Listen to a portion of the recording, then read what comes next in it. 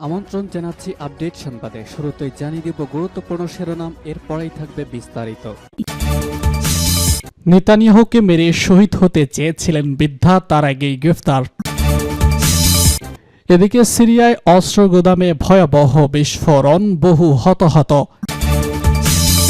আরও থাকছে ফিলিস্তিনকে স্বীকৃতি দিবে ম্যাক্রো, যে প্রতিক্রিয়া যুক্তরাষ্ট্র ইসরায়েলের। আরও জানিয়ে দিব সীমান্তে গুলিতে 2 বাংলাদেশি নিহত, একজনের মরদেহ ভারতে। আরও জানিয়ে দিব পশ্চিম তীরের সংযুক্তিতে ইসরায়েলের প্রস্তাব পাশ, নিন্দা ইরানের। সর্বশেষ জানিয়ে দিব প্রয়োজনে আবার ভাষা আন্দোলন, হুঁশিয়ারি মমতার। শুনছিলেন সংবাদ শিরোনাম, এখন বিস্তারিত। তার আগে অনুরোধ থাকবে ভিডিওতে একটি লাইক দিন এবং কমেন্টস করে জানিয়ে দিন কোন জেলা থেকে বা কোথা থেকে আমাদের সঙ্গে যুক্ত রয়েছেন। নেতানিয়াহুকে মেরে শহীদ হতে চেয়েছিলেন বৃদ্ধা, আগেই গ্রেফতার। ইসরায়েলের প্রধানমন্ত্রী বেনিয়ামিন নেতানিয়াহুকে রকেট লঞ্চার দিয়ে হত্যার পরিকল্পনার অভিযোগে ৭৬ বছর বয়সী এক বৃদ্ধাকে গ্রেপ্তার করেছে দেশটির পুলিশ। সাম্প্রতিক কঠিন রোগে আক্রান্ত ওই ইসরায়েলি নারীকে আনুষ্ঠানিকভাবে অভিযুক্ত করেছে প্রসিকিউশন। প্রতিবেদনে বলা হয়, ওই নারী টার্মিনালি অসুস্থ, অথচ ব্যক্তি এমন একটি মারাত্মক ও চূড়ান্ত পর্যায়ে রোগে আক্রান্ত যার আর কোনো নিরাময় বা চিকিৎসা নেই। এর আগে রোগীর মৃত্যু অবধারিত হয়ে উঠেছে। সাধারণত এই ধরনের অসুস্থতায় রোগীর আয়ুকালের একটি আনুমানিক সময় দেন, যেন কয়েক মাস বা কয়েক বছরের মধ্যে রোগী মারা যেতে পারেন। তেল আবিবের বাসিন্দা এই নারী একজন সরকার বিরোধী কর্মী বলে জানা গেছে। নাম প্রকাশ না করার সত্ত্বেও অভিযোগপত্রে জানানো হয়েছে, অসুস্থতার খবর জানার পর প্রধানমন্ত্রীকে হত্যার সিদ্ধান্ত নেন তিনি। তার ভাষায়, নিজের জীবন উৎসর্গ করে বর্তমান সরকার থেকে ইসরায়েলকে বাঁচাতে চান তিনি। অভিযোগ অনুযায়ী তিনি এক সহকর্মীকে পরিকল্পনার কথা জানান এবং একটি রকেট চালিত গ্রেনেড কেনার ব্যাপারে সাহায্য চান। একই সঙ্গে নেতানিয়াহুর চলাফেরা, কর্মসূচি ও নিরাপত্তা বিষয়ে তথ্য সংগ্রহ ওই কর্মীর সহায়তা চান। তবে এই ব্যক্তি তার প্রস্তাবে রাজি না হয়ে তাকে নিবদ্ধ করার চেষ্টা করেন। পরে যখন বোঝান যে তিনি থাকছেন না, তখনই তিনি কর্তৃপক্ষকে বিষয়টি জানান। এর ভিত্তিতেই বৃদ্ধাকে গ্রেপ্তার করা হয়। প্রসিকিউশন জানিয়েছে, এই নারী কখনো বিপজ্জনক হতে পারেন, কারণ তিনি শহীদ হতে রাজি হলেও দাবি করেছেন, তাই তাকে গৃহবন্দী রাখার আবেদন করেছে তারা। এর আগে ২০২৪ সালের এক ইসরায়েলি পুরুষ সামাজিক যোগাযোগ মাধ্যমে নেতানিয়াহুকে হত্যার হুমকি দেওয়ার প্রস্তাবে তাকে গ্রেফতার করা হয়। ইসরায়েলের রাজনৈতিক হত্যাকাণ্ডের ঘটনা বিরল নয়। ১৯৯৫ সালে প্রধানমন্ত্রী ইৎহাক রবিনকে হত্যা করে এক উগ্র ডানপন্থী ইসরায়েলি, কারণ তিনি ফিলিস্তিনিদের সঙ্গে অসলো চুক্তির পক্ষে ছিলেন। সিরিয়ায় অস্ত্র গুদামে ভয়াবহ বিস্ফোরণ, বহু হতাহত। সিরিয়ায় উত্তর পশ্চিমাঞ্চলে ইদলিব প্রদেশে একটি অস্ত্র এবং গোলাবারুদের গুদামে ভয়াবহ বিস্ফোরণে অন্তত ১২ জন নিহত হয়েছে এবং আহত হয়েছে আরও ১৭৭ জন। বৃহস্পতিবার ইদলিবের মারাত্তে রিজনিম এলাকায় এই ঘটনা ঘটে বলে জানিয়েছে Syrian observatory for human rights, খবর এএপির। ব্রিটেন ভিত্তিক সংস্থা জানায়, ব্রিটেনের শিকা গোমটি তুর্কিস্তান ইসলামিক পার্টি নিয়ন্ত্রণাধীন ছিল।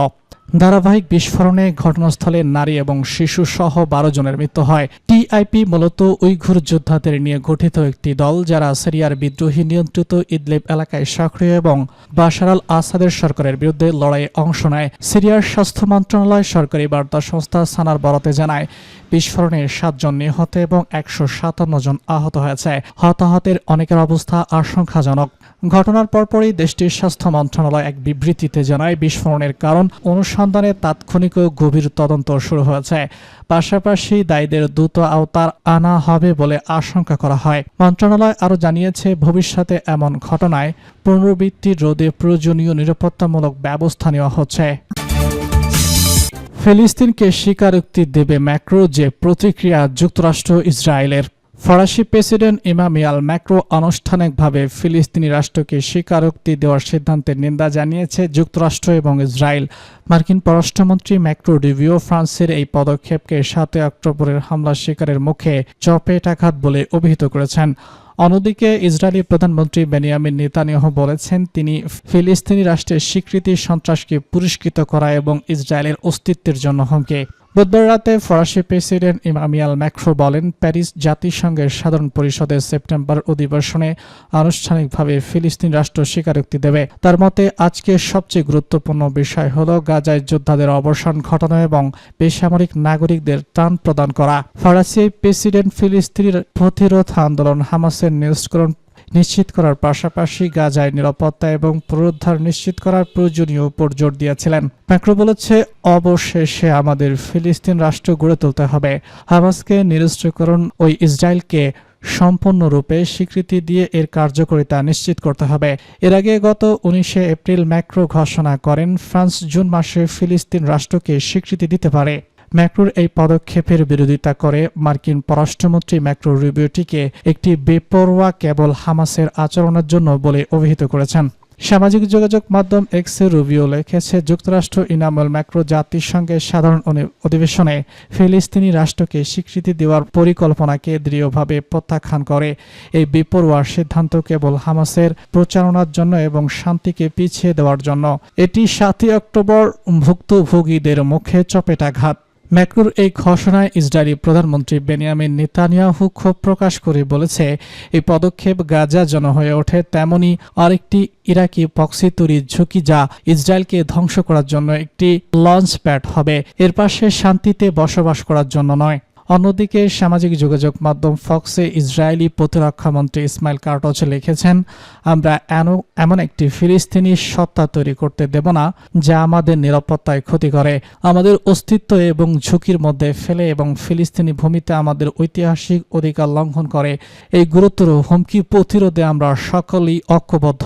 তিনি ম্যাক্রোর এই সিদ্ধান্তকে সন্ত্রাসবাদের কাজে লজ্জাজনক আত্মসমর্পণ, সেই সঙ্গে খুনীয় ধর্ষক হামাসকে সমর্থন এবং পুরস্কৃত করা অভিহিত করে তীব্র নিন্দা জানিয়েছেন। সীমান্তে গুলিতে 2 বাংলাদেশি নিহত, একজনের মরদেহ ভারতে। ফেনীর পরশুরামে ভারতীয় সীমান্তরক্ষী বাহিনী বিএসএফ এর গুলিতে 2 বাংলাদেশি নিহত হয়েছে। এর মধ্যে একজনের মৃত্যুর বাংলাদেশের হাসপাতালে হলেও আরেকজনের মরদেহ এখনো ভারতের হাসপাতালে রয়েছে। বৃহস্পতিবার 24 জুলাই রাত 12টার দিকে উপজেলার বাঁশপুরা সীমান্ত এলাকায় এই ঘটনা ঘটে। নিহতরা হলেন জাকির হোসেন মিল্লাত এবং মোহাম্মদ লিটন। এছাড়া আফসার নামে আরও একজন গুলিবিদ্ধ হয়ে চট্টগ্রাম মেডিকেল কলেজ হাসপাতালে চিকিৎসাধীন। তাদের মধ্যে লিটনের মরদেহ ভারতীয় বিএসএফ নিয়ে যায়। তার মরদেহ বর্তমানে ভারতের বিলোনিয়ায় মহকুমা হাসপাতালের মর্গে রাখা হয়েছে। গুলিবিদ্ধ 2 জনের মধ্যে কুমিল্লাতে ফেনী সদর হাসপাতালে মারা যান। সে পরশুরাম পৌর এলাকায় বাঁশপুয়া গ্রামের মোহাম্মদ ইউসুফ মিয়ার ছেলে, আর লিটন বাঁশপুরা গ্রামের গাছি মিয়ার ছেলে। এছাড়া গুরুতর আহত অবস্থায় চিকিৎসাধীন সাফার একই এলাকায় পিয়াজ মোহাম্মদের ছেলে। স্থানীয় সূত্রে জানা গেছে, বৃহস্পতিবার রাতে পৌর এলাকায় বাঁশপুয়া সীমান্ত এলাকায় 4 জন গেলে ভারতীয় বিএসএফ তাদের লক্ষ্য করে গুলি ছোড়ে। স্থানীয়রা জানান, তারা অবৈধ পথে চোরাচালানের পণ্য আনতে এই সীমান্ত এলাকা দিয়ে ভারতে যান। পরিবারের সদস্যদের দাবি, লিটন, মিল্লাত এবং সাফার সহ 4 জন ঘটনার সময় মাছ ধরতে বাঁশপুয়া সীমান্ত এলাকায় যায়। এ সময় ভারতীয় বিএসএফ সদস্যরা তাকে লক্ষ্য করে গুলি ছোড়ে। স্থানীয়রা তাদের উদ্ধার করে প্রথমে পরশুরাম উপজেলার স্বাস্থ্য কমপ্লেক্সে নিয়ে যায়। কর্তব্যরত চিকিৎসক তাকে মৃত বলে অবস্থা শুরু হওয়ায় 2 জনকে ফেনী সদর হাসপাতালে পাঠিয়ে দেন। হাসপাতালে নেওয়ার পর রাত 2টার দিকে মিল্লাত মারা যান। নিহত মিল্লাতের মা পারবিন আক্তার কালবালাকে বলেছে, আমার ছেলে মাছ ধরতে সীমান্ত এলাকায় যায়, এ সময় বিএসএফ তাকে গুলি করে হত্যা করে। এ বিষয়ে ফেনী 250 জেনারেল হাসপাতালের জরুরি বিভাগের চিকিৎসক নয়নচন্দ্র দেবনাথ বলেছে, গুলিবিদ্ধ 2 জনকে রাত 2:30টার দিকে হাসপাতালে আনা হয়। তাদের মধ্যে মিল্লাত নামের একজন মারা যায়। আফসার নামে আরেকজনের অবস্থা আশঙ্কাজনক হওয়ায় চট্টগ্রাম মেডিকেল কলেজ হাসপাতালে পাঠানো হয়েছে। পরশুরাম মডেল থানার ভারপ্রাপ্ত কর্মকর্তা ওসি মোহাম্মদ নুরুল হাকিম বলেছেন, বৃহস্পতিবার রাতে মিল্লাত এবং আফসার নামে 2 জন সীমান্ত এলাকায় গেলে তাদের লক্ষ্য করে গুলি ছোড়ে বিএসএফ। এ সময় ভারতীয় বিএসএফ লিটন নামে তার একজনকে গুলি করে হত্যা করে মরদেহ ভারতে নিয়ে যায়। মিল্লাত নামের একজন ফেনী সদর হাসপাতালে মারা যান, অন্যজন হাসপাতালে চিকিৎসাধীন। এ বিষয়ে বর্ডার গার্ড বাংলাদেশ 4 ব্যাটালিয়নের ফেনীস্থ অধিনায়ক লে কর্নেল মোহাম্মদ মোশাররফ ফরিম বলেছেন, পৌর এলাকায় বাঁশপুয়া গ্রামের সীমান্ত পিলার 2174-3S বাংলাদেশি যুবকরা সীমান্ত অতিক্রম করলে ভারতে ঢুকে গেলে বিএসএফ তাকে গুলি করে। মিল্লাত নামের একজন হাসপাতালে নেওয়ার পর নিহত হন। লিটন নামের আরও এক বাংলাদেশি যুবকের মরদেহ বিএসএফ নিয়ে গেছে। গুরুতর আহত একজনকে চট্টগ্রাম মেডিকেল কলেজ হাসপাতালে পাঠানো হয়েছে। পশ্চিম তীরের সংযুক্তিতে ইসরায়েলের প্রস্তাব পাশ, নিন্দা ইরানের। পশ্চিম তীর দখল এবং দখলকৃত ভূখণ্ডে অবৈধ বসতি সম্প্রসারণের আহ্বান জানিয়ে সিনেটে ইসরায়েল সরকারের প্রস্তাব পাশের নিন্দা জানিয়েছে ইরান। দেশটির পররাষ্ট্র মন্ত্রণালয় এক বিবৃতিতে এই নিন্দা জানিয়েছে। বিবৃতিতে বলা হয়েছে, গাজায় চলমান গণহত্যা এবং পশ্চিম তীরে নিয়মতান্ত্রিক মানবাধিকার লঙ্ঘনের সঙ্গে মিলে যাওয়া এই পদক্ষেপ ফিলিস্তিনকে একটি ভূমি, জাতি এবং স্বাধীন পরিচয় হিসেবে মুছে ফেলার জন্য সরকারের নিরলস প্রচেষ্টার প্রকাশ করে। ইহুদিবাদী সরকার তার নৃশংস এজেন্ডায় কোনো সীমান্ত স্বীকার করে না, জাতিসংঘের প্রস্তাব এবং আন্তর্জাতিক আইনকে স্পষ্টভাবে উপেক্ষা করে।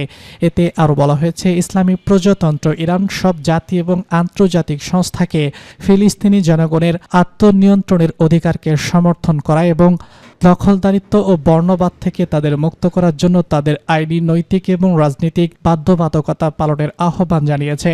ইরান আরও সতর্ক করে বলেছে যে গাজা পশ্চিম তীরে ইসরায়েলের গণহত্যা এবং যুদ্ধ অপরাধ বন্ধে বিশ্ব সম্প্রদায়, বিশেষ করে জাতিসংঘের নিরাপত্তা পরিষদের নিষ্ক্রিয়তা কেবল শাসক গোষ্ঠীর নৃশংসতাকে আরও উৎসাহিত করবে এবং সমগ্র অঞ্চলে এর আইনহীন আগ্রাসনকে আরও বাড়িয়ে তুলবে। বিবৃতিতে বিশ্বের সব দেশকে, বিশেষ করে আঞ্চলিক এবং ইসলামী সরকারকে, ইসরায়েলি সরকার এবং তার সমর্থকদের, বিশেষ করে যুক্তরাষ্ট্রকে ইহুদাবাদী সত্তার গণহত্যা, যুদ্ধবাস এবং সম্প্রসারণবাদী নীতি বন্ধ করতে বাধ্য করার জন্য তাৎক্ষণিক এবং সিদ্ধান্তমূলক পদক্ষেপ নেওয়ার আহ্বান জানানো হয়েছে। এর আগে বুধবার ইসরায়েলের সিনেট ফিলিস্তিনি রাষ্ট্র প্রতিষ্ঠা প্রত্যাখ্যান করে একটি প্রস্তাব অনুমোদন করেছে।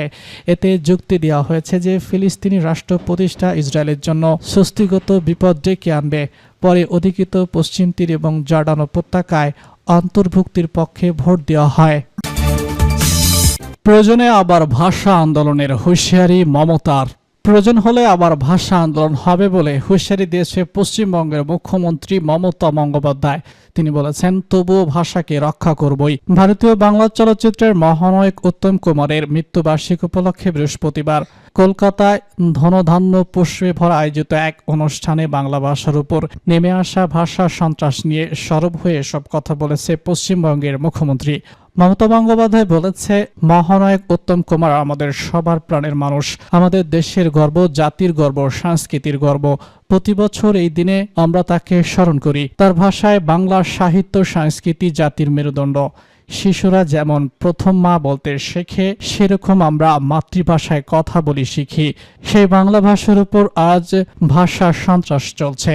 বাংলা ভাষায় যারা কথা বলেন তাদের উপর অত্যাচার হচ্ছে, আর এটা ভাষা আন্দোলন চাই।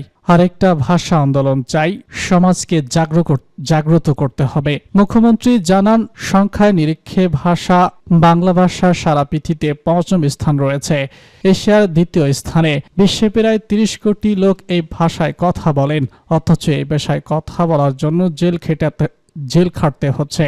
বাংলা ভাষায় কথা বলতেই তাকে দেশদ্রোহিতা বলা হচ্ছে।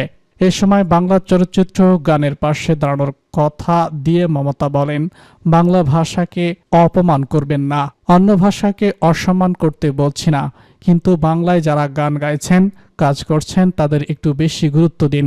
সব ভাষার সমন্বয়ে ঐক্য ও সম্প্রীতির গড়ে উঠুক। তার দাবি, বাংলায় একের পর এক উন্নয়নের ভয় পেয়ে বঞ্চনার রাজনীতি করা হচ্ছে। বাংলা রবীন্দ্রনাথ, বঙ্কিমচন্দ্র, কাজী নজরুলের জন্ম হয়েছে।